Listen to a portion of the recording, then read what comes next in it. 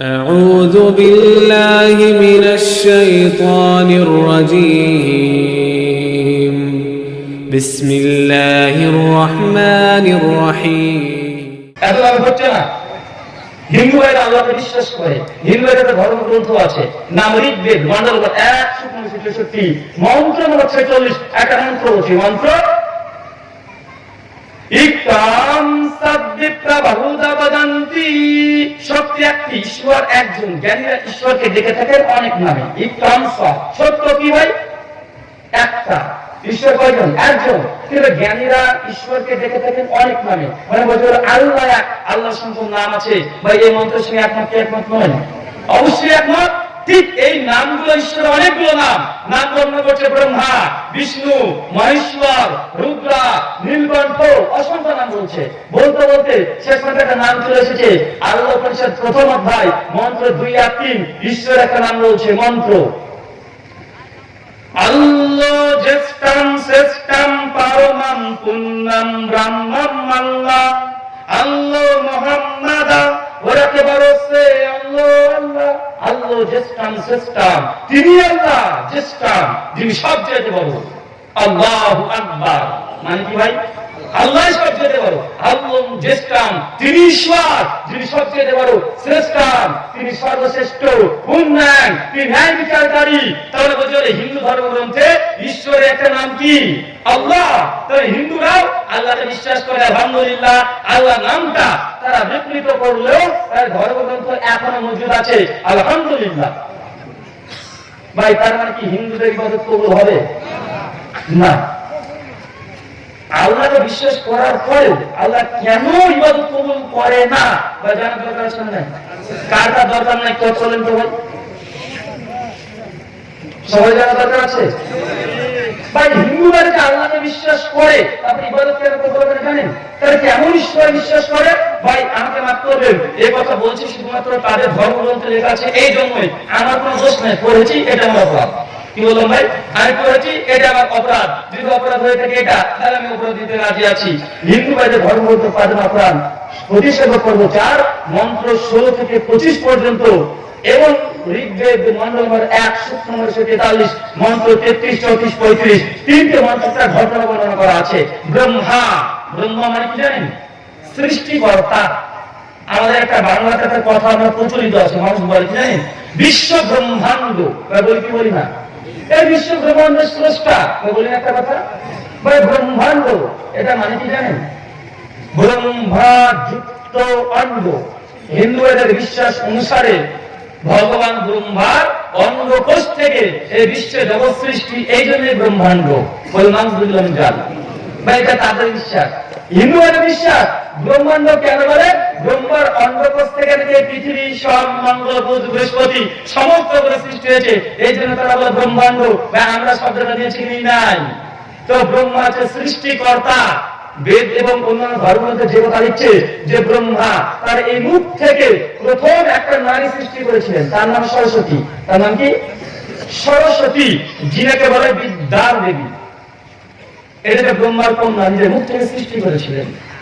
অতঃপর যখন সৃষ্টি করার পরে ব্রহ্মা দেখছেন তার এই মেয়েটা, তার এই সৃষ্টি এতই সুন্দরী, এত সুন্দর দেখতে, সে আশ্চর্য হয়ে গেছে।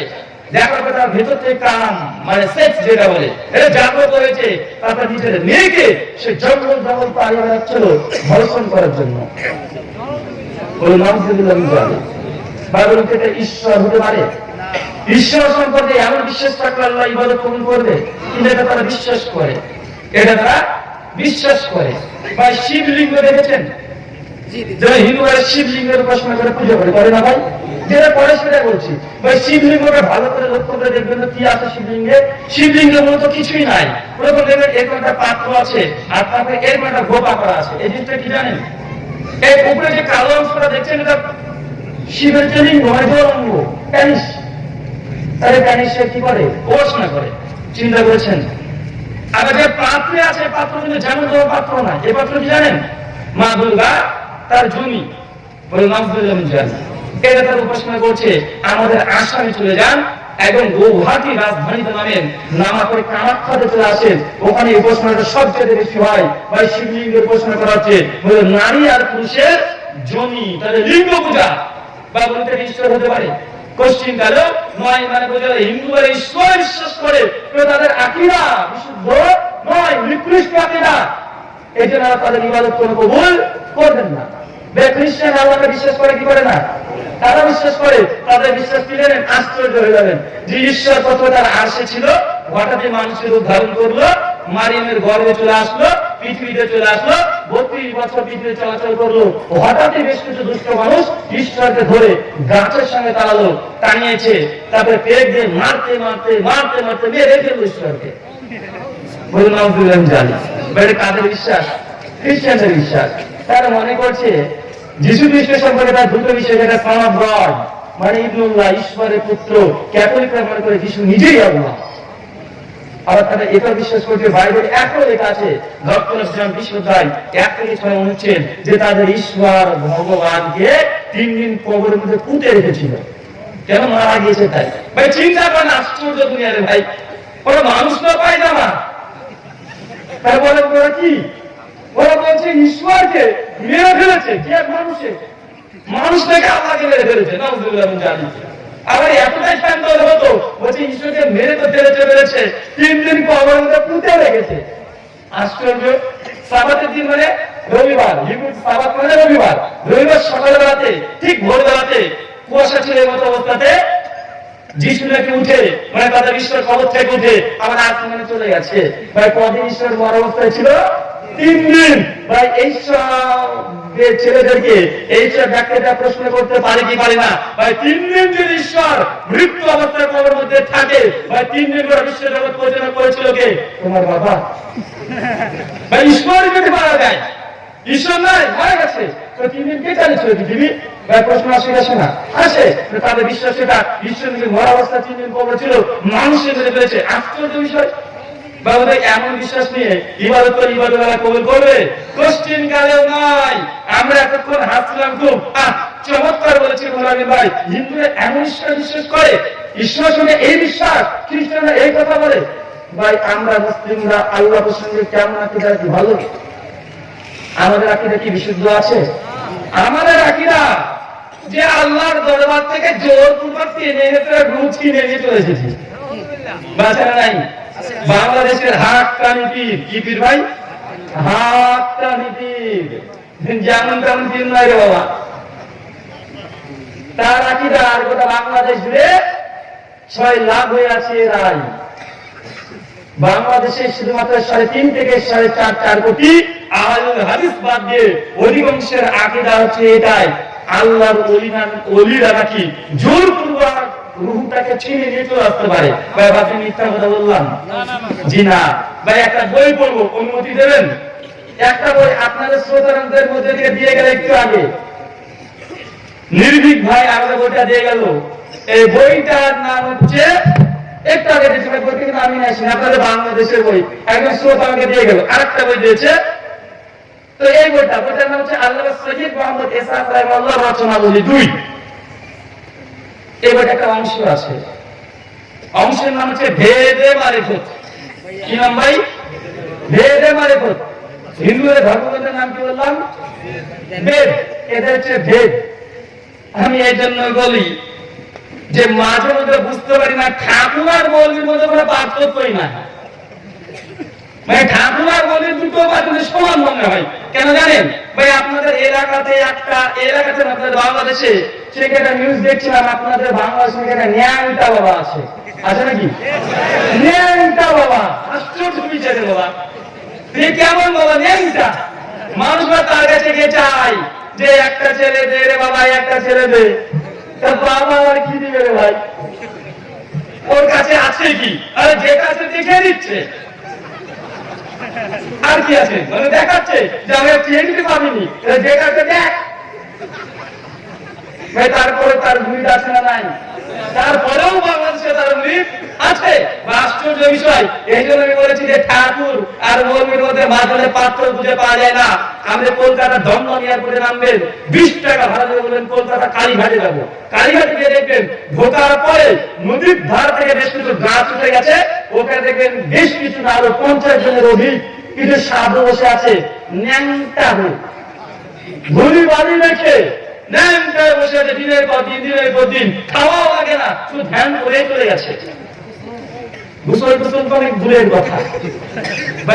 এই যে ন্যাংটা বাবা আমাদের ভারতের কলকাতার কালী মন্দিরের সামনে বসে থাকে, আর আপনাদের বাংলাদেশের আর এক ন্যাংটা বাবা দুটোকে দেখলে বুঝতে পারেন দুটোরই দাড়ি মধ্যে কত দূর চলে আসে, বোঝাই যায় না যে এরা মুসলিম না হিন্দু। বুঝতে পারেন? আমি এই জন্য বলি যে আপনাদের বাংলাদেশের সঙ্গে আমাদের ভারতের কিন্তু অনেক মিল আছে। যদি আমাদের বাংলাদেশের 140 কোটি আমরা মানুষ, কত কোটি? 140 কোটি। আপনারা 17-18 কোটি। আমাদেরকে ভয় দেখে লাভ নাই। এই জন্য আমি বলি মাইন্ড করে এমনি বললাম, দেশের জন্য কেউ জেল না জানো, এমনি বলছি যে আমাদের সঙ্গে যদি বেশি মাস্তানি করেন, এতে পেঁয়াজ বুঝেছেন মাত্র কদিন দেয়নি তাই পেঁয়াজ কিছু ভুলে গেছেন। যে পেঁয়াজ গাছে ধরে না মাটির তলে হয় এটা জানেন না। তবে আপনার সঙ্গে মাস্তানি করে পারবেন যে না আমরা ভারতে 140 কোটি আছি, আপনাদের বাংলাদেশের 14 থেকে 15 কোটি মুসলিম, বাকি সব অমুসলিমরা আছে।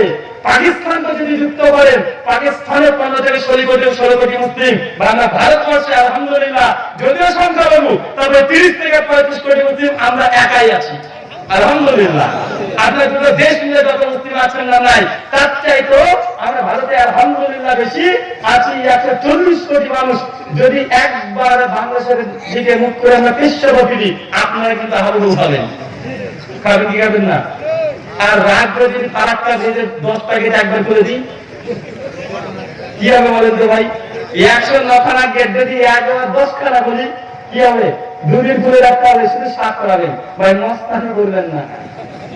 তো যাই হোক, যে কথা বলছিলাম যে ঠাকুর মশাই মোদী সাহেব ভাই দুটোই যে সমান, তার কয়েকটা নমুনা দেখবেন। দেখেন আপনাদের বাংলাদেশে আছে শুধু বাবার বাবা, ভাই দড়ি বাবা আছে না নাই? আপনাদের পীরের নাম দড়ি বাবা, কেন? ওরা শরীরের দড়ি দিবা যাচ্ছে হচ্ছে দড়ি বাবা। আর তালা বাবা আছে না নাই? ভাই মিথ্যা কথা বলছি? এখন গুগলে সার্চ করেন তালা বাবা, এখান থেকে তালা বাবা চলবে, ওরা শরীরে তালা। এতে শ্রীবল বাবা, আজকে ফেসবুকে ভাইরাল হচ্ছে বালতি বাবা। গোলাপশাহের মাজার ঢাকা কেন্দ্রে যে মসজিদ মাদ্রাসা আছে মাজার আছে, ওখানে এক ভণ্ডকে পা গেছে, সাংবাদিকরা গিয়ে দেখছে ওদের সবসময় বালতি দেখো মানুষ বালতি বাবা বলে রাখবে, আছে নাই? ওই যে বালতি বাবা, অসংখ্য বাবা, বাবার বাবা চাইবে ছড়াছড়ি। আর আমাদের বাংলাদেশ আমাদের ইন্ডিয়াতে চলে যাবে শুধু মা। আপনাদের বাবা আমাদের কে? মা, লক্ষ্মী মা, কালী মা, সরস্বতী, ভগবতী, মনসা, জগদ্ধাত্রী, সব মায়ে পূর্ণ, একটাও বাবা নাই। আমাদের জবর দুঃখ করে ভাই, আমাদের একটা বাবা নাই, সব মায়ের পূর্ণ। একটা বাবা না পেয়েছি, নাম হচ্ছে দেবের দেব মহাদেব শিব। পাশে দেখেন গাঞ্জা আছে, থাকবেই। শিবের চিন্তা হচ্ছে এটাই, যখন শিবের চিহ্ন দিয়ে পাশে দেখবেন মাথার কাছে একটা গাঞ্জা, একটা কলকি, একটা হুক্কা থাকবে, এটা হচ্ছে শিব, এটা হচ্ছে বাবা। ভাই আপনাদের এলাকাতে গাঁজা খোর আছে না নাই? আছে। তো আমাদের ভারতে যা আছে সব শুধু মায়ের উপাসনা, আপনাদের বাংলাদেশে যা আছে সব বাবার উপাসনা। আপনাদের কিন্তু একটা মা নাই, মা আছে? মুসলমানদের শুধু বাবা, সাদা বাবা, দড়ি বাবা, ন্যাংটা বাবা, এই বাবা সেই বাবা, বাবা আর বাবা। আর আমাদের কি ভাই? বাংলাদেশ আমাদের ইন্ডিয়াতে মা, মানে আমাদের বাবা নাই। ভারতের মানুষের বাবা নাই, আর বাংলাদেশের মানুষের কি নাই? মা নাই। সব উল্টা পাল্টা চলে যান। বাবার মা দুই দেশে শুধুমাত্র বিচ্ছিন্ন হয়ে আছেন, এই জন্য এতগুলো সমস্যা। তো একটা ছোট্ট কথা বলি, যারা মুসলিমরা আল্লাহ সঙ্গে কেমন আকীদা পোষণ করি, বিশেষ করে বাংলাদেশের অধিকাংশ মানুষ তাদের আল্লাহ সঙ্গে বিশুদ্ধ আকীদা আছে না নাই? যে বইটা আমাদের নির্ভীক ভাই দিয়ে গেল, এই বইটার মধ্যে একটা অংশ আছে দেখলাম, নাম হচ্ছে আশেকে মাসুক। কি বললাম? একেবারে ধীরে ধীরে মারিফত, যে কথা বলছিলাম ধীরে ধীরে মারিফত, ধীরে ধীরে মারিফতে 15-16 নম্বর পৃষ্ঠায় একটা ঘটনা আছে। কি বললাম ভাই? 15-16 নম্বর পৃষ্ঠায় ঘটনা পড়বো, রাগ করবেন? কারা কারা রাগ করবেন হাত তোলেন। কারা কারা গালি দিবেন পড়ার শেষে হাত তোলেন। কেউ গালি দিবেন না, কেউ রাগও করবেন। তাহলে পড়ি ভাই, দোষ কিন্তু আমার নাই, আপনারা পড়তে বলছেন, বইও কিন্তু আমার না। যে বই কিন্তু আমার হয় ভাই, এটা কিন্তু বেইনসাফি হবে। ভাই বইটা আমার, আমি একজন দিয়েছি, আপনারা দিয়েছেন। পড়তে বলছেন আপনি, যদি আমি পড়ি তবে আমার দোষ হবে না। তো দেখ ঘটনাটা আমি পড়ি, অনেক লম্বা ঘটনা, সংক্ষিপ্ত বলি যে পীর সাহেব তার মুরিদকে একদিন বলছে, বাবা রোম দেশে যেতে হবে, পারবে? জি পারবে। ঠিক আছে, যে তুমি এই কাজগুলো করবে। ঠিক আছে পীর সাহেব পারবে। এই বলে পীর আর তার মুরিদ আলাদা হয়ে যায়। ঠিক এই সময়তে পীর সাহেব দরবেশ সাহেব রাস্তা দিয়ে হাঁটতে শুরু করেছে। হাঁটতে হাঁটতে হাঁটতে হাঁটতে একটা ঝোপের ধারে এসে দেখছে একটা বয়স্ক বুড়ি মেয়ে বসে বসে কাঁদছে। পীর গিয়ে বলছে, আম্মা জান কাঁদো কেন? তখন ওই মেয়েটা তখন বলছে, বাবা আমার একটাই সন্তান ছিল, আল্লাহ অনেক আগেই তাকে নিয়ে নিয়েছে, আর আমার একটা নাতি ছিল। এই নাতিটা ওই যে গরুটা দেখছে, গরুটাকে চড়িয়ে কোন রকম তাকে পুষে দুধ হতো, এই দুধ বিক্রয় করে আমরা নানি আর নাতি খেয়ে কোন রকম আমাদের জীবনটাকে অতিবাহিত করতাম। তো বাবা দেখছো আমার নাতিটাকে আল্লাহ নিয়ে নিয়েছে, তখন আমি কিভাবে আমার সংসার চালাবো? যখন এই কথা বলছে ওই বয়স্ক মেয়েটা, পীর সাহেব তখন রাগ হয়ে গেছে। পীর সাহেব কি হয়েছে ভাই? রাগ হয়েছে, মাথার কাজ বলছে না। এখন একটা চার মারবে। কি মারে ভাই? চার মারে। পীর বলছে কি দেখেন, হুজুর বলিলেন এই ঘটনা কি সত্য? বৃদ্ধা উত্তর করিলেন, সত্য হতে কোনো সন্দেহ নেই। তখন হুজুর বলিলেন, হে ছেলে তুমি আমার হুকুমে দাঁড়াও। বাংলা ভাই, আরবি না। হুজুর বলতে পারবে না, তোমরা বাঙালি, তোমরা আরবি বোঝো না। হুজুর কিন্তু বাংলাতে বলে গেছে। কি বলছে? পীর সাহেব যখন দেখলো মানুষটা মারা গেছে, ছেলেটা মারা গেছে, মেয়েটা এত দুঃখ, পীর চলে গেছেন ছেলে মরা মানুষের কাছে, গেলেন আমার দেশে দাঁড়া। এটা মরা মানুষকে দিয়ে বলছে দাঁড়া আমার দেশে দাঁড়া। যে এই কথা বলেছে, সমস্যা কি বলছে? আমার হুকুমে দাঁড়াও। তখন ছেলে দাঁড়িয়ে উঠিল, মানে ছেলে কোন জীবিত হয়ে গেছে, মরা হাসপাতাল হয়ে গেছে। এত হসপিটাল কি করছেন? হসপিটাল এখন 3 দেশে রাখার দরকার আছে না নাই ভাই? এত বড় বড় সার্জেন করছেন, বিদেশে চলে যান, এরকম 2-4টা পীর থাকলে বাংলাদেশ কোটি কোটি টাকা বেঁচে যায়। খেলাল দেখতে পারবে না, মরা মানুষকে দাদা করে দিতে পারে। দেখেন পীরের কারামত। এটা তো 4 মেরেছে, এবার 6 মারবে। দেখেন এবার কি বলছে দেখেন।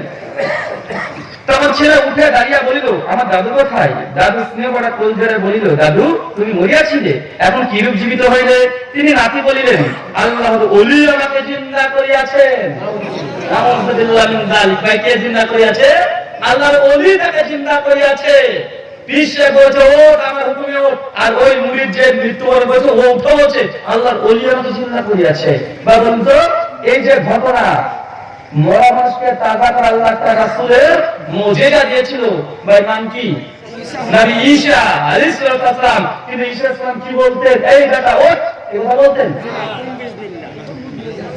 আল্লাহর হুকুমে ওঠো, বিইজনিল্লাহ, আল্লাহর হুকুমে ওঠো।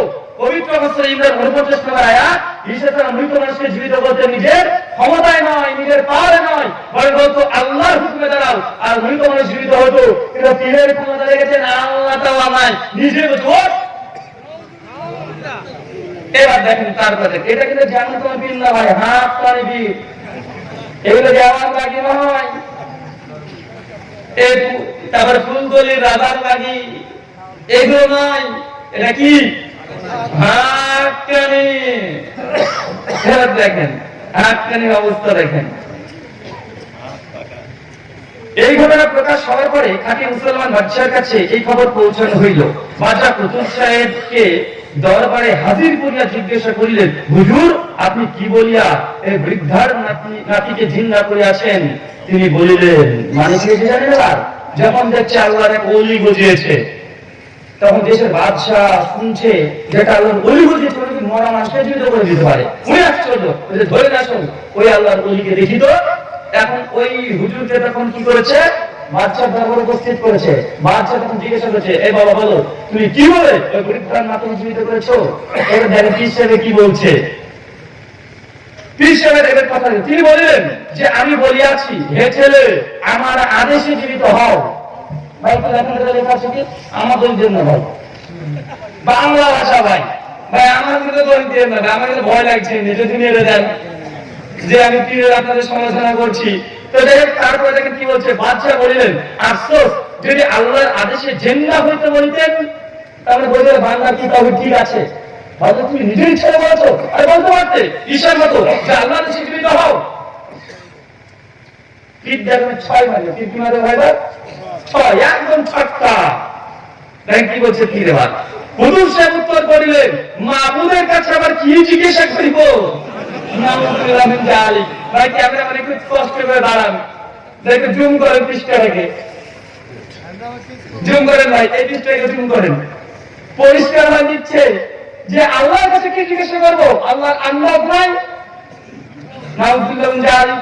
পৃষ্ঠার যুক্তি পেশ করেছে, তারপরে বলছে এই ছেলেটার, এই না এই বুড়ি মেয়েটার একটাই ছেলে ছিল, ওটা তো আল্লাহ অনেক আগে নিয়ে নিয়েছে। আবার একটা নাতি ছিল, এটা আল্লাহ দিয়ে দিল।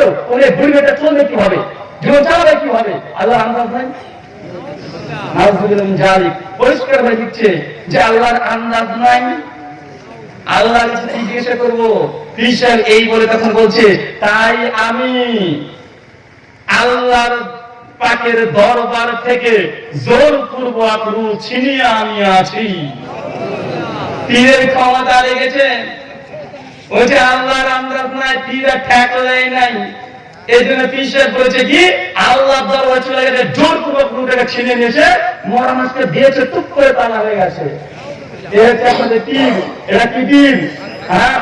পীর। পীরের কিন্তু নাম আমি বলতে চাইছি না, নাম বললে চামড়া থাকবে না। এবার বুঝে নেন, নাম থাকলে চামড়া থাকবে না। এই জন্য আপনারা বুঝে নেন যে কোন পীর লিখেছে তিনি, এটা বললে আবার চামড়া থাকবে না। ভাই এই পীরের আর একটা কথা আছে, বলবো, ছোট্ট একটা কথা আছে। পীরের আকীদা রাখেন, আমরা যে পীরের বিরুদ্ধে বলি, তবে মানুষ বলে যে তোমরা ফিতনা করছো। ভাই ফিতনা শুধু বললেই হয়, লিখলে হয় না। আরেকটা দেখেন, একটা অংশ আছে আশিকে মাসুক। কি বললাম? আশিকে মাসুক, পৃষ্ঠা নাম্বার 15। এখানে দুটো জিনিসের প্রশ্ন উঠে হবে। এক, আমাদের বাংলাদেশে, আপনাদের বাংলাদেশের একজন বিখ্যাত বক্তা আছে, শেখ আব্দুর রাজ্জাক বিন ইউসুফ হাফিজাহুল্লাহ, আছে না নাই? যার এক বক্তৃতা যদি শুনে মানুষ সোজা হয়ে যায়, আছে না নাই? শেখ আব্দুর রাজ্জাক বিন ইউসুফ হাফিজাহুল্লাহ তার এক বক্তৃতার কোন এক অংশে তিনি একটা কথা বলছিলেন। কথাটা হচ্ছে এইরূপ, হে যুবক, তুমি যদি এক বালতি গরুর পেশাবে তোমার নিজের চাদরটা চুবিয়ে নাও, তারপরে যদি তাতে দাঁড়িয়ে নামাজ পড়ো, তোমার নামাজ হয়ে যাবে। কিন্তু তোমার যদি পেশাবের ফোঁটা এক টুকরা পড়ে, একটু যদি পড়ে, তবে ওই পোশাকে নামাজ পড়া বৈধ নয়। আব্দুর রাজ্জাক বিন ইউসুফ তার একটা অংশের কথা শুনেছেন? শুনেছেন তো বলেন তো ভাই, আব্দুর রাজ্জাক বিন ইউসুফ হাফিজাহুল্লাহ তিনি এটা মাসলা দিয়েছেন না তাগিদ দিয়েছিলেন? এটা তাগিদ দিয়েছিলেন। কিসের? তিনি প্রশ্ন করে চলেছে সালাত, সালাতের গুরুত্ব, যে সালাত তোমাকে আদায় করতেই হবে। যে তুমি দৌড়ছো, দৌড়তে সালাত আদায় করতে হবে। দাঁড়াতে না পারলে বসতে হবে, বসে না পারলে শুয়ে পড়তে হবে, শুয়ে যদি না পারো ইশারাই করতে হবে। সালাত তোমাকে আদায় করতেই হবে। এইভাবে তিনি বক্তৃতায় তাগিদ বোঝাচ্ছিলেন যে সালাত তোমাকে আদায় করতেই হবে। যদি পোশাক যদি না পাক হয়, তবুও যদি কোনো পোশাক না থাকে, না পাক পোশাকেই সালাত তোমাকে আদায় করতে হবে। এই তাগিদ দিচ্ছিলেন। বাইরে কি মাসলা দিয়েছে? না।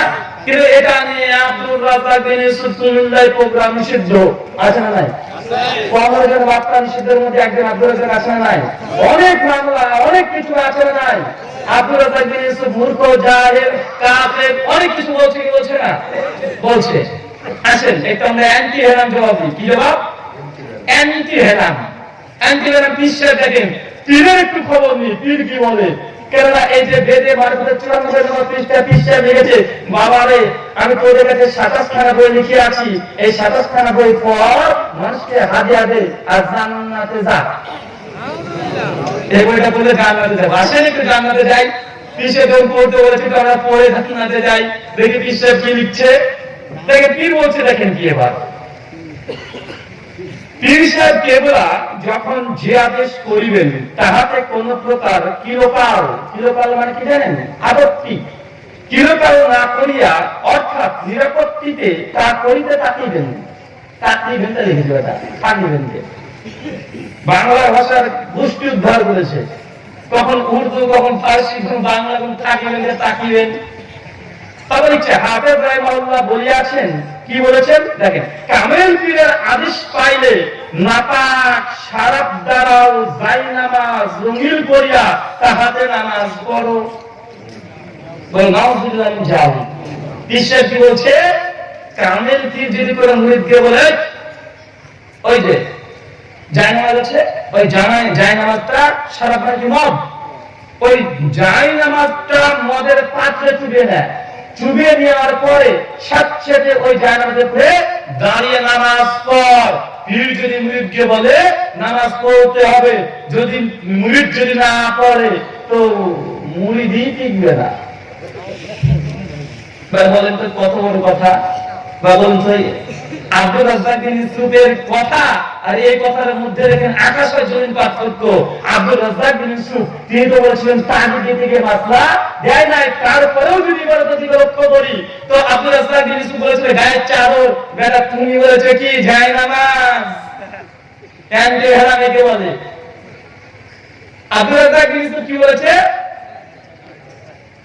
গরুর পোশাক, তুমি বলেছো মদ। এবার কি হয়, এবার হুজুরের বই কি পড়া, মানে তার বই কি নিষিদ্ধ হবে? বলেন আব্দুর রাজ্জাক বিন ইউসুফ রাহিমাহুল্লাহ তার এই একটা উক্তির জন্য যে সে ইহুদি খ্রিস্টানে দালাল হয়, সে যদি মূর্খ জাহেল হয়, তো এই বীর কত বড় ভণ্ড মূর্খ হবে আপনারা কথা দিয়ে যাবেন। কেন ভাই, তার বই স্পষ্ট করে লিখছেন যে পীর সাহেব যদি তার মুরিদকে বলে যে জায়নামাজটা মদ দ্বারা চুবিয়ে নাও তারপরে নামাজ পড়ো, তো নামাজ পড়তে হবে, যদি না পড়ে মুরিদই টিকবে না। তারপরে আরেকটা অংশ নিয়ে রেখেন ডবল লিখছে, অর্থাৎ শরীয়তে কামেল পীর সাহেব যদি এমন কোন হুকুম দেন যা প্রকাশ্য শরীয়তের খেলাফ হয়, তবু তুমি তাহা নিরাপত্তিতে মানিয়া লও। নাউযুবিল্লাহ মিন যালিক। ভাই বলুন তো এইসব নাপাক জিনিস করা যাবে? ভাই বলুন তো এইসব বইকে আগুন দিয়ে পুড়িয়ে দিলে ঘুমাবে না, কি হবে? অবশ্যই নিতে হবে, আগুন দিয়ে পুড়িয়ে দিতে হবে। এই জন্য তো আমরা বলি ভাই পীর ধরা খরচ। আমি বলি পীর ধরা খরচ কেন জানেন? ভাই পীরকে ধরার পরে চোরকে যা করা খরচ তাই করা খরচ। পীরকে 100% ধরা ফরজ, 100% ফরজ। কেন? পীরকে যদি না ধরা হয় অবশ্যই আমাদের মধ্যে অনেক মানুষের ঈমান নিয়ে তাড়াতাড়ি করছে, পীর ধরা আছে নাই অবশ্যই করে দাঁড়িয়ে জন্য বলি পীরকে ধরার পরে দুটো জিনিস করা খরচ। এক, প্রথম বলতে তওবা করে রাখা, যদি তওবা না করে তাহলে দেশের শাসক যিনি আছেন তাকে মানুষের সামনে ঝুলিয়ে একদম মনসুর হাল্লাদের মতো একদম প্রকাশ্যে ফাঁসিতে হত্যা করা খরচ। ভাই আমরা যদি পীরের কথা বলি অনেক মানুষ আমাদের আপত্তি করে, ভাই মানুষকে গোনা করছে কি করছে না? ভাই আপনি যদি 20 টাকা দান করে দেন, তাহাজ্জুদের নামাজ পড়েন, ভাই এমন যদি আকীদা থাকে আপনার ইবাদত কবুল হবে? হবে। ভাই আগে ইবাদত না আগে আকীদা? আগে কোনটা? ভাই বলুন তো কাদের এটা নামাজ পড়ে কি করে না? রোজা পড়ে কি করে না? হজ যেতে দেয় না তাই করে না? এটাই। দাড়ি আছে না নাই? টুপি পরে কি করে না? পাঞ্জাবি পরে কি করে না? দেখে মুসলিম মনে হয় কি হয় না? ভাই জান্নাতে যাবে না জাহান্নামে যাবে? কেন যাবে? কেন? আকীদায় বিভ্রান্ত। তাহলে বোঝা গেল আকীদা হচ্ছে আগে। আকীদা যদি বিভ্রান্ত হয় ইবাদত করে কোনো লাভ নাই। এখন কাদিয়ানি তাদের অপরাধ দিয়ে আকীদা গন্ডগোল, আমল তো ঠিকই আছে, আমলে কোনো ব্যক্তি সহজে জান্নাতে যাবে এমনটা নয়। প্রথম আকীদা পরিষ্কার, তারপর কি আমল। মানুষের তার কাছে চেয়ে দোয়া প্রার্থনা, আল্লাহ সুবহানাহু ওয়া তাআলা আমাদের আকীদা বিশুদ্ধ করার তৌফিক দান করো। আল্লাহুম্মা আমিন। ইবাদত করলে প্রথম যে শর্ত বলেছে ঈমান, বিশুদ্ধ ঈমান যদি না থাকে কোনো মানুষের কোনো ইবাদত আল্লাহ কবুল করবেন না। বাবা আল্লাহ প্রসঙ্গে আমাদের বিশুদ্ধ আকীদা আছে বাংলার মানুষের, বা আল্লাহকে দেখা যায়? আল্লাহকে কারা কারা দেখেছেন? আল্লাহকে আল্লাহ কোনো ওলি পীর সাহেব দেখতে পাই? একটা বই আছে, বই নাম ফাজাইলে আহমদ 67 পৃষ্ঠা, লেখা আছে ইমাম আবু হানিফা রাহিমাহুল্লাহ, তিনি আল্লাহকে 99 বার দেখেছেন। কতবার? 99 বার দেখেছেন। যারা শাফি মাযহাব মানে তারা আবার আশ্চর্য, তারা বলছে তোমাদের ইমাম 99 বার দেখেছে, আরে আমাদের ইমাম শাফি উনি 100 বার দেখেছে, সেঞ্চুরি। এরা বলছে 99 বার, বলছে 100। ভাই বাইজিদ বুস্তামি নাম শুনেছেন? বাইজিদ বুস্তামি জীবনী তরিকাতে বাইজিদ বুস্তামি উনি নাকি আল্লাহকে 1001 বার দেখেছে। কে বলছে 99, কে বলছে 100, কে বলছে 1001 বার। ভাই প্রথম প্রশ্ন, আল্লাহকে কি দেখা যায়? আল্লাহ বলেছেন পবিত্র ভাষায় আয়াত নম্বর 6 1 নম্বর 103 লা তুদরিকুল আবসার, এই চোখ দ্বারা আল্লাহকে দেখা সম্ভব নয়।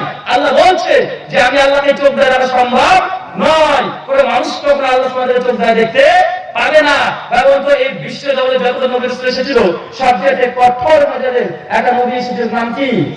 নবী মুসা আলাইহিস সালাম। এতই মেজাজ, তিনি একদিন নিজের গ্রাম থেকে আরেক গ্রামে যাচ্ছিলেন দুপুর বেলায়, হঠাৎ দেখছে মুসা ইসলামের নিজ গোত্রের ভাইদের সঙ্গে অন্য এলাকার লোক এসে তার ভাইদের সঙ্গে তর্ক বিতর্ক করছে।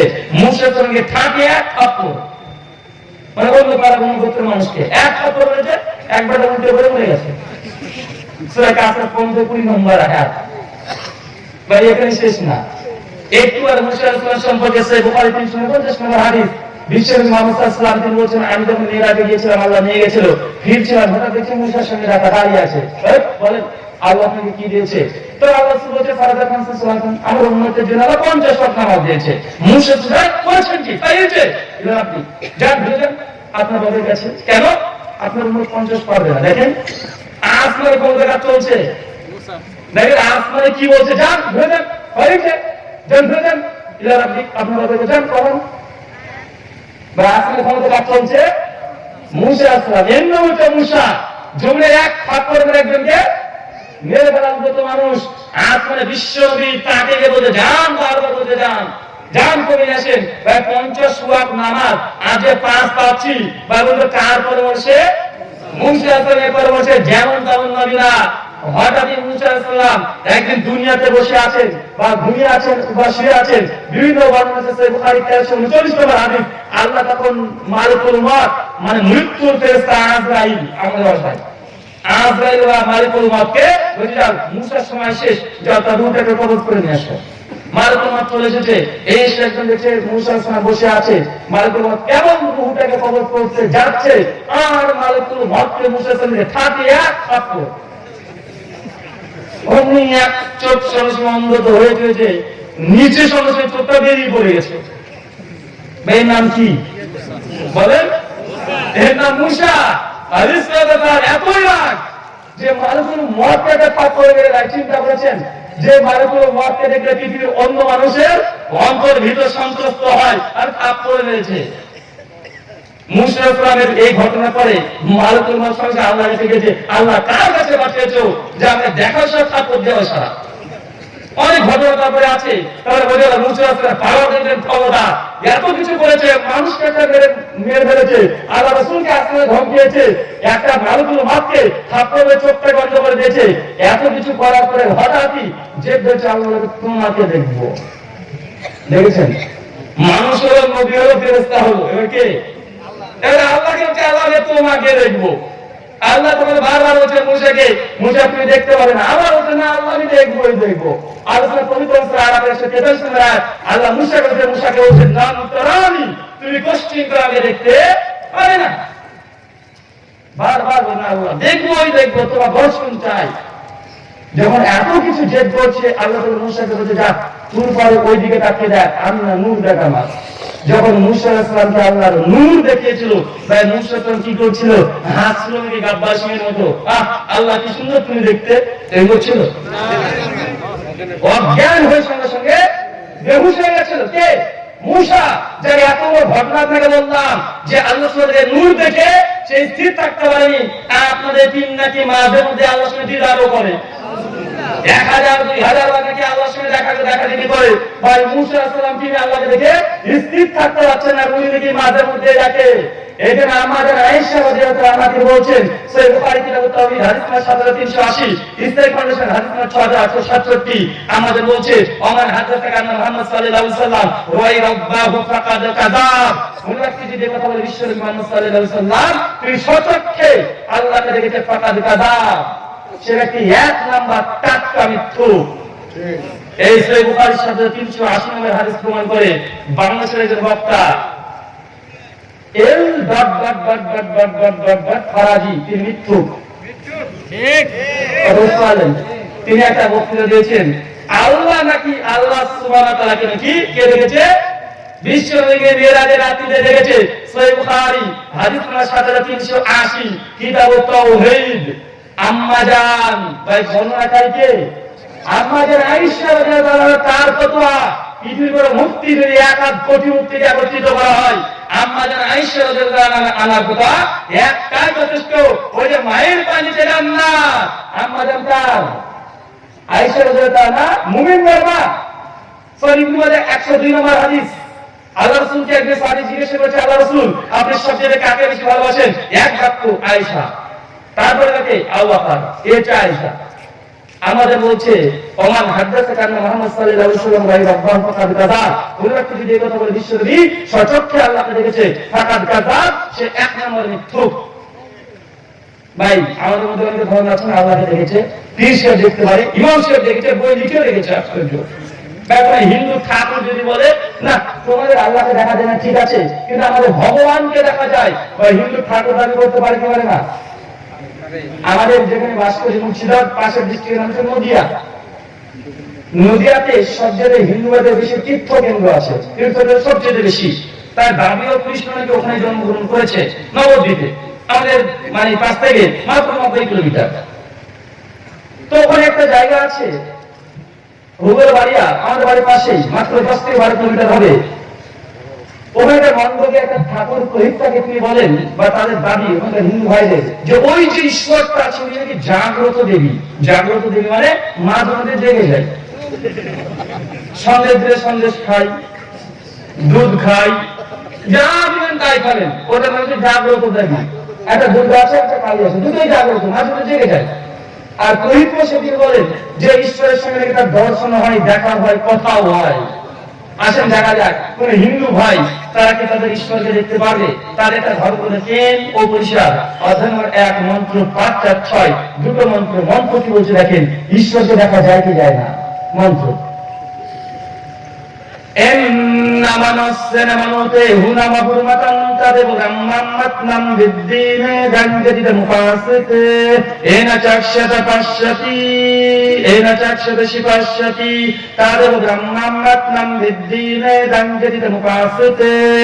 যে ব্যক্তি বলে মহান সত্য ঈশ্বরকে এই মন্দিরে কল্পনা করেছি, সে প্রকৃতপক্ষে ঈশ্বরকে কল্পনা করতে পারে না। কেন? তাদের ব্রহ্মাত্মাম বিদ্যিনে গান জীবিতম পাতে যিনি ঈশ্বর হবেন তাকে এই মন্দিরে কল্পনা করা সম্ভব নয়। বলতে এই মন্ত্রের সঙ্গে একমত কি একমত নয়? একমত। লাইসা কামিসলিহি শাইউন ওয়া হুয়া সামিউল বাসীর। তিনি আল্লাহ, যার সাদৃশ্যের সমকক্ষ সমতুল্য কোনো কিছুই নেই। তিনি সমস্ত কিছু দেখেন, সমস্ত কিছুই শোনেন। সূরা নম্বর 41 আয়াত নম্বর 11। বাইবেলে একসঙ্গে মিল আছে না? আছে।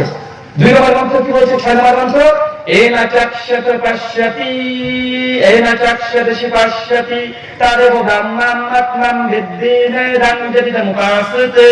আর যে ব্যক্তি বলে মহান সত্য ঈশ্বর কি আমি চোখ দর্শন করেছি, সে প্রকৃতপক্ষে ঈশ্বরকে এই চোখ দর্শন করে নাই। কেন? যিনি ঈশ্বর হবেন তাকে চোখ দর্শন করা সম্ভব নয়।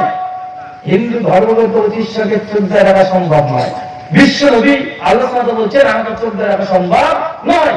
আমাদের আয়েশা রাদিয়াল্লাহু আনহা বলছে যে দাবি করবে সে মিথ্যুক, চাই ঠাকুর হোক চাই মৌলবি হোক, যেই বলবে আমি আল্লাহকে দেখেছি সে এক নম্বরে মিথ্যুক। ওটা কিন্তু আমার নয়, আমাদের আয়েশা রাদিয়াল্লাহু আনহা তিনি বলে গেছেন আলহামদুলিল্লাহ। বাইবেল তো আমরা কি আমাদের আয়েশা রাদিয়াল্লাহু আনহার আকীদা গ্রহণ করব না এইসব পীর ঠাকুরদের? কার পীর ঠাকুরের আকীদা গ্রহণ করবে না আমাদের? আমাদের আয়েশা রাদিয়াল্লাহু আনহা আমরা আকীদা গ্রহণ করি। আল্লাহকে চক্ষু দ্বারা দর্শন করা সম্ভব নয়। যদি জান্নাতে যান অবশ্যই আপনি আল্লাহ সুবহানাহু ওয়া তাআলাকে দেখতে পাবেন। সহিহ বুখারী 24 নম্বর হাদিস, জান্নাতি চোখ দিয়ে আল্লাহকে দেখা যায়, দুনিয়ার চোখ দিয়ে আল্লাহকে দেখা সম্ভব নয়। ইবাদত করলে পুরো শর্ত ঈমানকে হতে হবে বিশুদ্ধ। ঈমানে যদি কোনো ভেজাল থাকে ইবাদত করলে ইবাদত কবুল হবে না। তার মানে বোঝা গেল এই ঈমান আলোচনা করতে গেলে ঘন্টার পর ঘন্টা আলোচনা করলেও শেষ হবে না। 2 নম্বর ইবাদত করলে শর্ত নিয়াত খাস আল্লাহর জন্য। কার জন্য? নিয়াত খাস আল্লাহর জন্য হতে হবে। নিয়াত মানে নামাজ যখন দাঁড়িয়ে নিয়াত করতে শুরু করব, এক মানুষ আমাদের প্রতি অভিযোগ আছে, এরা তো আহলে হাদিস, এরা তো নিয়াতই করে না। বাবা কি বলে না? আসল করে নিয়াত করি না। ভাই বোঝেননি আপনি? আমরা নিয়াত করি, তবে নিয়াত করি না। কি বললাম? নিয়াত করি তবে নিয়াত করি না। মানে পড়া আর পড়ার মধ্যে পার্থক্য আছে না নাই? আছে। হুজুর বোঝে না, বুঝবে যদি অ্যান্টি ভেনাম দিই। কি দিই? Anti venom. আসলে এটা অ্যান্টি ভেনাম, যে নিয়ত করা আর নিয়ত পড়ার মধ্যে পার্থক্য কি? ধরুন একটা চোরকে ধরা হয়েছে, থানার অফিসার বেধড়ক পেরাচ্ছে, প্রচন্ড মারছে চোরকে। চোরকে যত মারে তো চিৎকার করছে, না স্যার চুরি করবো না, চুরি করবো, চুরি করবো না, একদম থানা ফাটিয়ে দিচ্ছে। চোরকে যত মারছে চিৎকার করছে, স্যার চুরি করবো না, চুরি করবো না, ছেড়ে দেন স্যার, চুরি করবো না। আর মনে মনে চোর বলছে, বেটা তুমি এত মনে ছেড়ে দেন, তোর বাড়িতে আমি করবো। নিয়ত কোনটা? যেটা মুখ দিয়ে চিৎকার করে চোরটা না, যেটা অন্তর দিয়ে করেছে। ও মারের বাবা যেটা চুরি করবো না, চুরি করবো, চুরি করবো, ছেড়ে দেন, আমি কখনোই চুরি করবো না। আর মনে মনে বলছে, বেটা তুই এত বলে ছেড়ে দেখ, তোর ভাই তাকে চান্স নেবো। ভাই নিয়াত কোনটা? যেটা অন্তর দিয়ে বলছে এটা নিয়াত, যেটা মুখ দিয়ে বলছে এটা ধোঁকা। তাই নিয়াত করা আর নিয়াত করার মধ্যে পার্থক্য আছে না নাই? তো ইন্নামাল আমালু বিন্নিয়াত, প্রত্যেকটা কাজ নির্ভর হয় নিয়তের উপরে। নিয়ত এসেছে আরবি শব্দ নাওয়া থেকে। নাওয়া মানে বীজ বা বিচি। বা বিচি কি মাটির তলায় থাকে না উপরে থাকে? মাটির তলায় থাকে বিচি। তো আপনি মুখ দিয়ে বলছেন কিনা কি থাকবে অন্তরে, একটু বোঝেন না। তাহলে নিয়ত করা কি ভাই? ওয়াজিব বা ফরজ। আর নিয়ত করা কি? বিদআত। আমরা নিয়ত করাকে বিদআত বলি, নিয়ত করাকে নয়। এর হুজুররা মানুষকে আমাদের সম্পর্কে বিভ্রান্ত করার জন্য জানা বোঝার পরেও তারা মিথ্যা ওয়াজ বাংলার জমিনে এখন করছে। তারাও জানে যে আল্লাহ বিষয় নিয়াত করে, নিয়াত করে না, কিন্তু মানুষকে বোঝায় যে আল্লাহ নিয়াতই করে না। যে কোনো ইবাদত করতে হলে নিয়ত আল্লাহর জন্য হতে হবে। পবিত্র সূরা আন-নাসর 165 আল্লাহ বলেছেন ইন্নাস সালাতি, নিশ্চয়ই আমার সালাত, ওয়া নুসুকি, কুরবানি, ওয়া মাহইয়া, আমার জীবন, ওয়া মামাতি, আমার মরণ, তার জন্য লিল্লাহি রাব্বিল আলামিন, সে মহান সত্তা আল্লাহ সুবহানাহু ওয়া তাআলার জন্য।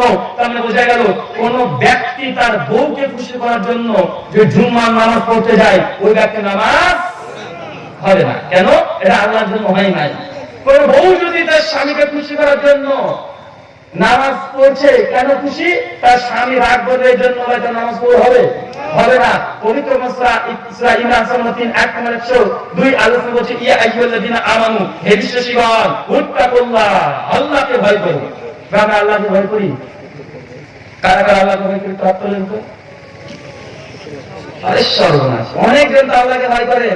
আল্লাহকে ভয় করলে পেঁয়াজের দাম 250 হতো না। আল্লাহকে ভয় করলে পেঁয়াজের দাম 250 হতো। আল্লাহকে যারা ভয় করে তাদের উপরে রহমত বর্ষণ হবে না। তো আপনাদের রহমত এসেছে না কজন? আপনারা বলছেন আমার দোষ নাই। আল্লাহ উত্তাকুল্লাহ, আমি আপনাকে ভয় করো। হাত্তা তুকাতিহি, যেমন ভাবে ভয় করা উচিত আল্লাহকে, আল্লাহকে ভয় করে যেমন ভাবে ভয় করা উচিত, বা আল্লাহকে যেভাবে ভয় করা উচিত আমরা সেভাবে ভয় করি? ভয় করি? জি না, আমরা সে আল্লাহকে ভয় করি না। একটা ছোট্ট উদাহরণ দিই। আমরা মনে করছি যে আমরা আল্লাহকে ভয় করি, কিন্তু আমরা আসলে আল্লাহকে ভয় করি না। দুটো উদাহরণ দিয়ে বুঝতে পারবেন। ধরুন আপনি ঢাকাতে যাচ্ছেন, ঢাকাতে যাওয়ার পথে আপনার আছে হুন্ডা, বাইক, মোটরসাইকেল, আসার মাথাতে হেলমেট নেই, পকেটে লাইসেন্স নেই, গাড়ি নিয়ে ছুটছেন, যেতে যেতে আপনাকে হঠাৎই আপনার এক বন্ধু এসে বলছে, ভাই সামনে যাবি না, ও পুলিশ আছে, গাড়ি চেক করছে।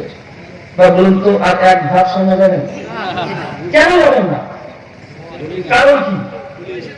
মানে পুলিশ, সামনে পুলিশ আছে, এই জন্য আপনি যেতে চাইছেন না। কেন? মাথায় হেলমেট নেই, পকেটে লাইসেন্স নাই, সামনে পুলিশ। ভাই আপনি কাকে ভয় পাচ্ছেন? পুলিশকে ভয় পাচ্ছেন।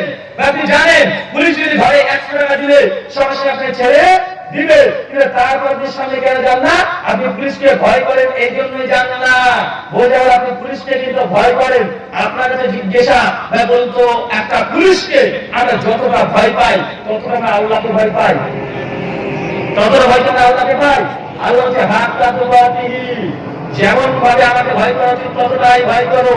একটা পুলিশকে যতটা ভয় করা উচিত, বা আপনি পুলিশকে যতটা ভয় করেন অতটাই যদি আপনি আল্লাহকে ভয় করতেন, এই ভয়টা আপনার জন্য জান্নাতের জন্য যথেষ্ট ছিল।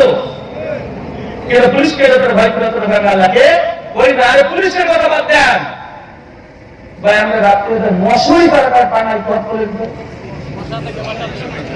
হাত তোলেন না। মশারি কারা কারা টাঙান? দেখে অসংখ্য মানুষ আছি যারা আমরা মশারি টাঙাই। ভাই মশারি কেন টাঙাই?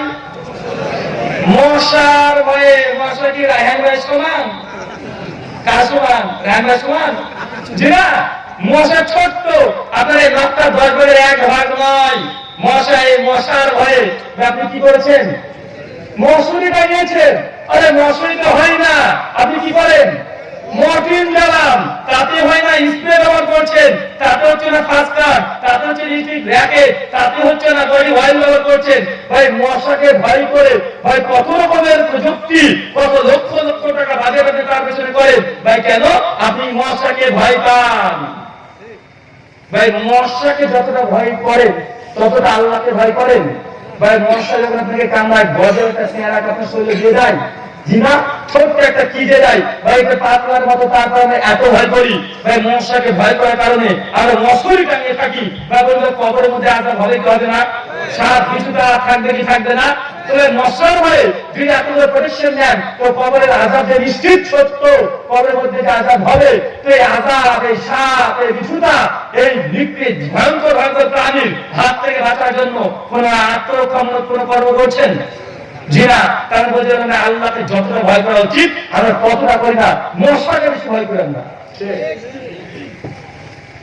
আর সবচেয়ে ভয় আমার মনে হচ্ছে বাংলার জমিনে আলে বলে মারা আল্লাহকে কম ভয় করি, সব আলে বলে মারা। কিছু কিছু আলে বলে মার ভক্তি আলোচনা শুনে মনে হচ্ছে যে তারা আল্লাহকে ভয়ই করে না। কেন জানেন? একটা উদাহরণ দিয়ে বুঝতে পারবেন। আলে বলে পারে তিলকে তাল বানিয়ে দিতে, কি পারে? তিলকে তাল বানিয়ে দিতে পারে। আর আপনাদের বাংলাদেশের ওলেমারা বিশেষ করে এই বিষয়ে এক্সপার্ট, একদম তিলকে তাল বানানো। কেমন? ওই যে ডক্টর জাকির নায়েক একটা বক্তৃতাতে বলেছিল, কি বলেছিল জানেন? ডক্টর জাকির নায়েক শিখ ধর্ম অনুসারে প্রশ্ন করেছিল মুম্বাই, হিন্দি আর উর্দুতে, যে ডক্টর নায়েক আপনি বলেছিলেন যে আপনার মুসলিমরা আল্লাহ ব্যতীত কাউকে সিজদা করে না, করলে শিরক হয়। কিন্তু আমরা দেখি অনেক মাজারে অনেক মুসলিমরা গিয়ে সিজদা করে, অনেক পীরের দরবারে গিয়ে চায়। তো এটা কি ইসলামে জায়েজ? এই প্রশ্ন ডক্টর নায়েক কি করেছিল? ডক্টর জাকির নায়েক উত্তর দেওয়ার সময় তিনি তখন বলছিলেন, আজকে তারিখ में हम हजरत मोहम्मद सल्लल्लाहु अलैहि वसल्लम के तस्बीह मांगना भी हमारे लिए हराम है। বাকি পীর বাবা সাহেব বলে ছোড়ো, কথা এটা। মানে আজকের দিনে আমরা মুহাম্মদ সাল্লাল্লাহু আলাইহি ওয়াসাল্লামের কাছে থেকেও চাইতে পারবো না, বাকি পীর বাবা সাহেব বলে ছোড়ো। এই যে একটা জাকির নায়েক বলল মাংনা भी हमारे लिए हराम है। মাংনা মানে কি ভাই? চাওয়া। মাংনা মানে কি? চাওয়া। এটা মুম্বাই থেকে ঘুরতে ঘুরতে ঘুরতে ঘুরতে এসে বাংলাদেশে এগুলো মাংনা। ডক্টর নায়েক বলেছিল মাংনা মানে চাওয়া যাবে না রাসূলের কাছ থেকে। আর বাংলাদেশের ওলেমারা বলছে ডক্টর জাকির নায়েক বলেছে ও কাফের, এর জন্য ডক্টর নায়েক বলেছে যে মুহাম্মদ সাল্লাল্লাহু আলাইহি ওয়াসাল্লামকে মানা যাবে না। ডক্টর নায়েক কি বলেছিল? মাংনা। মাংনা মানে কি? চাওয়া। আর ওটা বুঝে নিল কি? মাংনা মানে মানা। ভাই তিলকে তাল কি তাল নয়?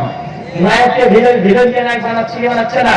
এই জন্য আমি একটা কথা বলি যে বাঙালির কঠিন বুদ্ধি, বাঙালির কাছে বুদ্ধি দিতে পারবে না। তো ভাই আমার এক বন্ধু বলছিল যে আমাদের বাঙালির যা বুদ্ধি, বিশেষ করে বাংলাদেশের বাঙালিদের, তো ওকে যদি আমেরিকাতে 2 বছর রেখে দেওয়া হয়, 5 বছর রেখে দেওয়া হয়, 5 বছর পর এসে দেখবেন ওই আমেরিকাকে গোটা খুলে দিয়েছে, বাংলাদেশকে আমেরিকা বানিয়ে দিয়েছে। এত বুদ্ধি আপনাদের। আর ছোট্ট গল্প বলে আপনাদের গল্প আপনাদেরকে নিয়ে, এটা বাস্তব না, তেমনি গল্প যাচ্ছে। এখন আন্তর্জাতিক একটা প্রতিযোগিতা হচ্ছে, একটা লড়াই। কিসের লড়াই জানেন? বিড়াল। বিড়াল মানে ম্যাও, ক্যাট, বুঝলেন তো? বিড়ালের একটা আন্তর্জাতিক এখন বিড়ালের লড়াই। এখন বাংলাদেশ থেকে একটা লোক তার বিড়ালকে নিয়ে চলে গেছে আমেরিকাতে, ভারত থেকে গিয়েছে, পাকিস্তান থেকে গিয়েছে, নিউজিল্যান্ড, গোটা বিশ্বের মানুষ একজন করে তার বিড়াল আর মালিক গিয়েছে। যে দেখছে গ্যালারির মধ্যে অসংখ্য মানুষ তাদের বিড়াল নিয়ে আছে, প্রতিযোগিতা, বিড়াল প্রতিযোগিতা। প্রথম ডাক করেছে আমেরিকার মোটা তাজা বিড়াল, একদম গ্যালারির মধ্যে বসে আছে। এই মতো পরিস্থিতিতে পাকিস্তানের বিড়ালকে বলছে যা, পাকিস্তানের বিড়ালের সঙ্গে লড়াই আমেরিকার বিড়াল। যখনই পাকিস্তানের বিড়াল গ্যালারিতে ঢুকেছে, আর আমেরিকার বিড়াল খ্যাসবাস করে চাবি ধরে কয়েক মিনিটে পাকিস্তানের বিড়ালকে উড়িয়ে দিয়েছে। একবার জাপান গিয়েছে, জার্মান গিয়েছে, সব দেশের বিড়াল আমেরিকার বিড়ালের কাছে গিয়েছে। আর আমেরিকার বিড়াল মোটা তাজা বিড়াল, তার সঙ্গে কেউ পারে না। এই মতো পরিস্থিতিতে একটা লোককে দেখা যায়, ঠ্যাং ঠ্যাঙে পাতলা, লুঙ্গি পরে আছে, গায়ে সেন্দু গেঞ্জি, তার কাছে একটা বিড়াল। ভাই কোন দেশ থেকে? বাংলাদেশ। কি এটা? বাংলাদেশ। তখন বলছে লোক, আরে সর্বনাশ করেছেন কি ভাই, এতক্ষণ কোথায় ছিলেন? কেন এখানে তো ছিলাম। এখন কি দেখলেন? খেলা দেখেন নাই? দেখেছি। ভাই আমেরিকার মোটা তাজা বেড়াল পৃথিবীর কোনো দেশ পারলো না, আর আপনার একটা বেড়াল ঠিক কেটে গায়ে মাংস নাই, মধ্যে 100 দিন খেতে পায় নাই, এই বেড়াল চলে এসেছেন। যদি বাঁচতে চান আপনি আপনার বেড়াল বাংলাদেশে যান। বাংলাদেশের লোকটা করে বলছে পিকচার আভি বাকি আসতে দেন, দেখাচ্ছি।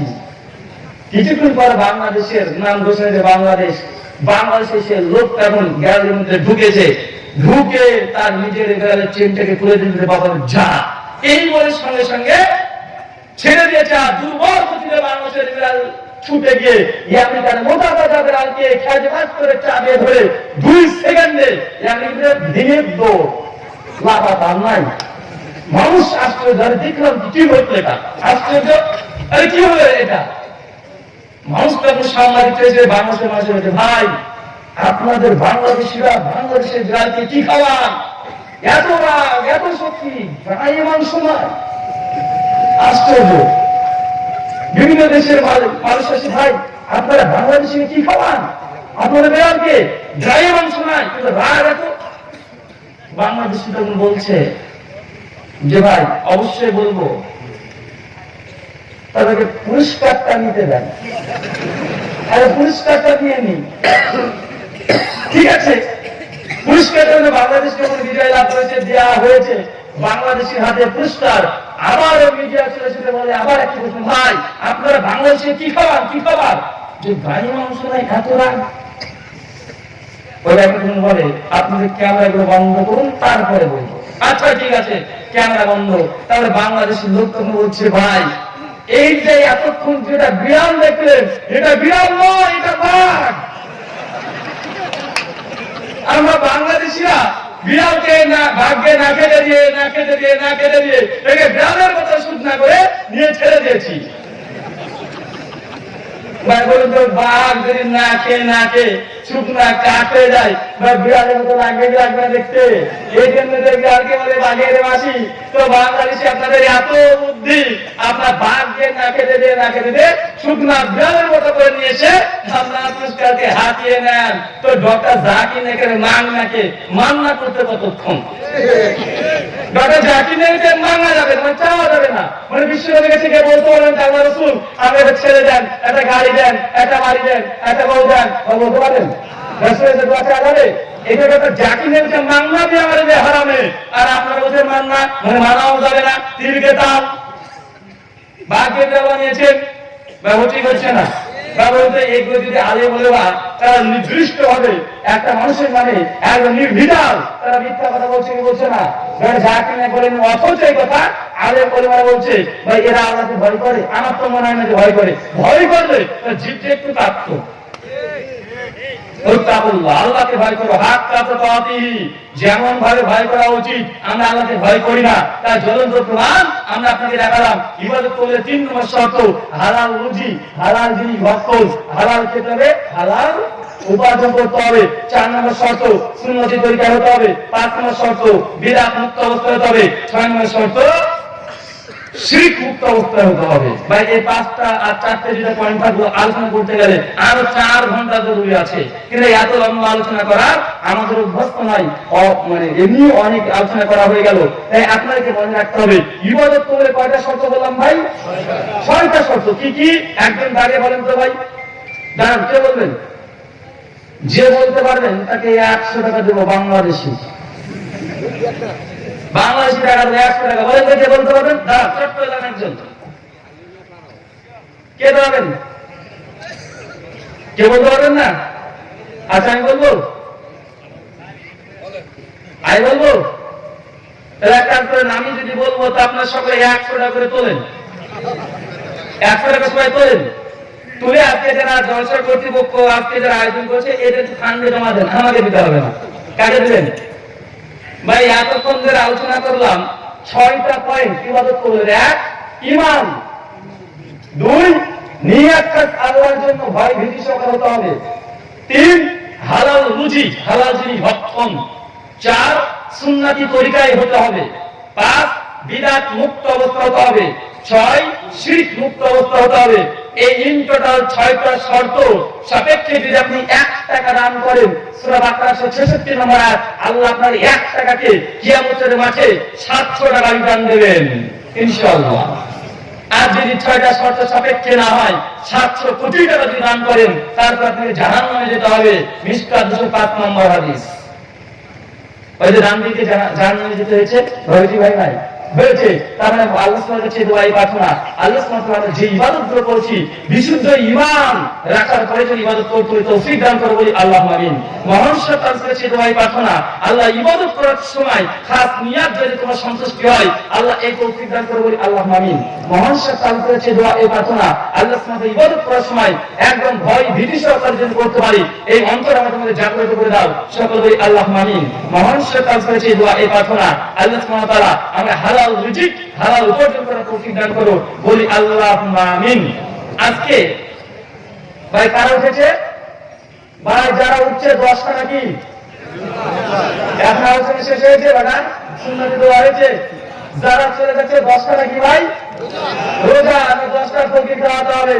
আর তারপরে যদি উঠে যায়, দর্শক মন্ডলীর কাজ আছে, লুঙ্গি পরে থাকলে লুঙ্গি মারবেন টান, একদম ওভাবে ছেড়ে দেন, লুঙ্গি ধরে মারেন টান, যা তুমি মানে বেটা ও আদা করেছে তুমি দুটো ঘোষণা। এক, আপনাদের প্রশ্ন উত্তর প্রবেশ করে ইনশাআল্লাহ।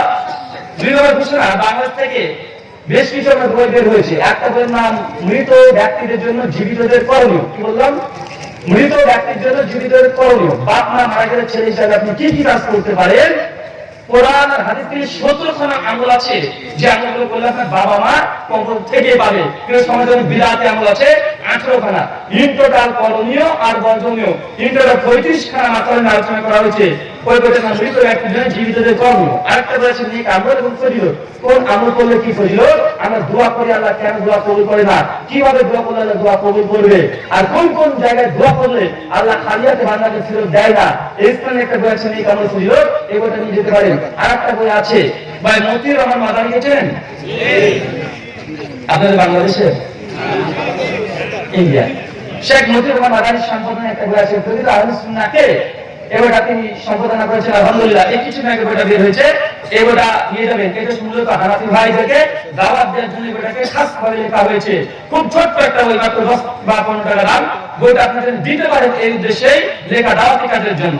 আরেকটা বই আছে আহলে হাদিস এবং হানাফি মাযহাব ইখতিলাফ নিয়াসান, নামাজের তাকবীর থেকে সালাম পর্যন্ত 35টা মাসালা আছে। এই মাসালাগুলোকে নিয়ে তার থেকে ইলমি আলোচনা করা হয়েছে, এই বইটা নিয়ে যেতে পারেন। আরেকটা আছে মাযহাব ও তাকলিদ বিভ্রান্তি নিরাসান। আরেকটা বই আছে রাফুল ইয়াদিন কি মানসুখ। এই টোটাল 6টা। রাফুল ইয়াদিন কি মানসুখের নতুন এসেছে, এই বইটা বাদ দিয়ে আগে 5খানা বইয়ের দাম 250 টাকা না? এই 6টা বই আছে 350 টাকা। 3700 টাকা 5খানা যদি বই নেন, ওখানে আছে 250 টাকা। স্ক্রিনের ডান দিকে আছে। এখন না, আলোচনা শেষে আস্তে আস্তে আপনারা নিয়ে যাবেন, আলোচনার মধ্যে বিঘ্ন যেন না ঘটে। জি, একজন প্রশ্ন করুন।